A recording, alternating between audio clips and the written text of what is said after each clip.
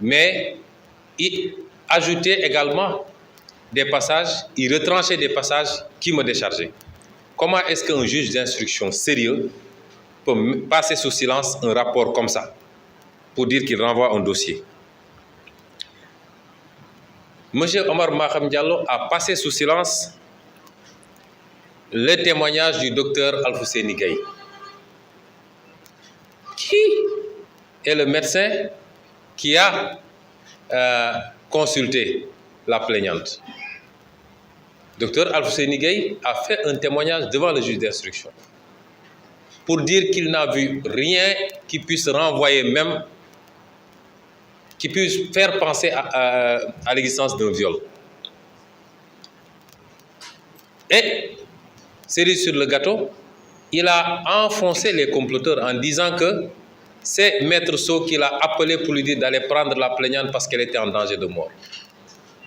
Et que c'est Maître Sow et Mamour Diallo qui l'ont appelé instamment le lendemain pour exiger le rapport médical et qui ont envoyé une personne avec un sac plein d'argent pour essayer de le corrompre dans le sens de l'établissement d'un rapport de complaisance.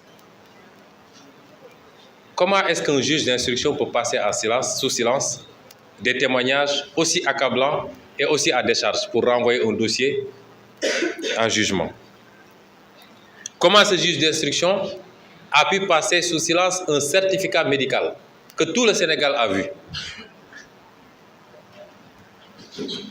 Un certificat médical établi par ce même docteur Gaye, qui aujourd'hui est menacé de mort et persécuté.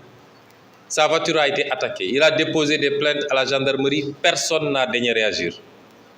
Comment est-ce qu'un juge d'instruction sérieux peut passer sous silence ce certificat médical qui écarte toute possibilité de viol?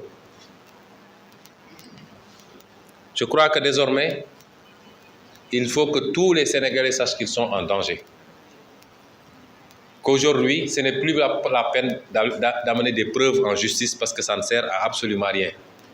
Dès que la commande politique tombe, toute preuve que vous amènerez sera écartée et votre accusateur n'aura pas besoin d'amener des preuves dès lors que Macky Sall dit que ma volonté, c'est que vous fassiez ceci. Comment est-ce qu'un juge d'instruction peut passer sous silence tous les témoignages des personnes qui travaillaient dans cet institut et qui sont tous des témoignages à décharge? Il n'y a pas un seul témoignage à charge contre nous. Comment est-ce qu'un juge d'instruction peut passer sous silence tout cela? Comment est-ce qu'un juge d'instruction peut passer sous silence les témoignages du capitaine Touré, qui est à la base du PV, qui a servi à sa saisine, même si ce PV a été compromis par Serigne Bassirou Gueye? Ne serait-ce que pour ces deux raisons, ce dossier n'aurait jamais dû atterrir là où il est. C'est-à-dire le PV qui a servi à saisir le juge d'instruction est un faux. Vous ne pouvez pas instruire sur la base d'un faux. Et la deuxième chose, le juge qui a hérité du dossier est disqualifié pour le faire parce qu'il est partisan. Il avait déjà pris une position sans connaître le dossier et sans que le dossier lui soit affecté. Il avait pris une position pour m'envoyer en instruction. Comment est-ce qu'un juge d'instruction peut ignorer les témoignages du capitaine Touré? Comment est-ce qu'un juge d'instruction peut faire l'omerta sur les éléments importants qui ont été versés par M. M. Signas?